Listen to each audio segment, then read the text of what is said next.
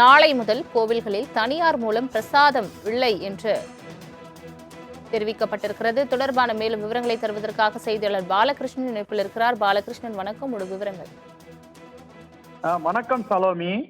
இந்து சமய அறநிலையத்துறை அரசாணையின்படி பிரசாதங்களை தற்போது உள்ள நிலை போன்று தொடர்ந்து தட்டுப்பாடு இல்லாமல் கிடைப்பதை உறுதி செய்ய வேண்டும் என கோரிய மனுவை முடித்து வைத்து உயர்நீதிமன்ற மதுரை கிளை உத்தரவு பிறப்பித்துள்ளது.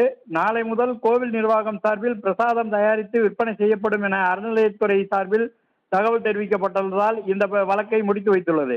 கன்னியாகுமரியைச் சேர்ந்த நாகராஜன் என்பவர் உயர்நீதிமன்ற மதுரை அமர்வில் தாக்கல் செய்த வழக்கில் தமிழ்நாடு முழுவதும் இந்து சமய அறநிலையத்துறை கட்டுப்பாட்டில் உள்ள திருக்கோயில்களில் பிரசாதங்கள் இனிமேல் அந்தந்த கோவில் நிர்வாகங்கள் சார்பில் தயாரித்து விற்பனை செய்யப்படும் என அரசாணை பிறப்பிக்கப்பட்டுள்ளது. எனவே இந்த அரசாணையை நாளை முதல் அமல்படுத்துவதை உறுதி செய்ய வேண்டும். எனவே பிரசாதங்களை தற்போது உள்ள நிலை போன்று தொடர்ந்து தட்டுப்பாடு இல்லாமல் கிடைப்பதை உறுதி செய்ய வேண்டும் என மனுவில் கூறியிருந்தார். இந்த மனு நீதிபதிகள் கார்த்திகேயன், சக்திவேல் அமர்வில் விசாரணைக்கு வந்தது. அப்போது கோவில் தரப்பில் இந்த அரசாணை முறைப்படி செயல்படுத்தப்படும், நாளை முதல் கோவில் நிர்வாகம் சார்பில் பிரசாதம் தயாரித்து விற்பனை செய்யப்படும் என அறநிலையத்துறை சார்பில் தெரிவிக்கப்பட்டது. இதனை பதிவு செய்து கொண்ட நீதிபதிகள் வழக்கை முடித்து வைத்து உத்தரவிட்டுள்ளனர். சலோமி, நாளை முதல் கோவில்களில் தனியார் மூலம் பிரசாதம் இல்லை என்று தெரிவிக்கப்பட்டிருக்கிறது. தொடர்பான மேலும் விவரங்களை தருவதற்காக செய்தியாளர் பாலகிருஷ்ணன் இணைப்பில் இருக்கிறார். பாலகிருஷ்ணன், வணக்கம். ஒரு விவரங்கள். வணக்கம் சலோமி.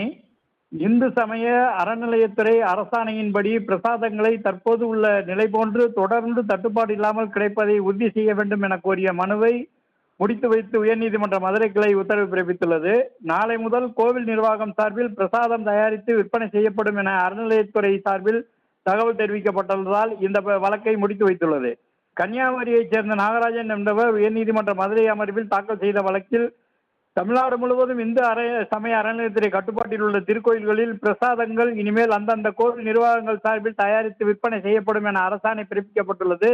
எனவே இந்த அரசாணையை நாளை முதல் அமல்படுத்துவதை உறுதி செய்ய வேண்டும். எனவே பிரசாதங்களை தற்போது உள்ள நிலை போன்று தொடர்ந்து தட்டுப்பாடு இல்லாமல் கிடைப்பதை உறுதி செய்ய வேண்டும் என மனுவில் கூறியிருந்தார்.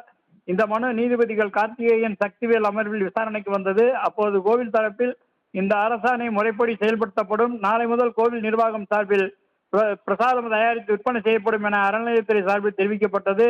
இதனை பதிவு செய்து கொண்ட நீதிபதிகள் வழக்கை முடித்து வைத்து உத்தரவிட்டுள்ளனர். சலோமி, தங்களின் முழு விவரங்களுக்கு நன்றி பாலகிருஷ்ணன்.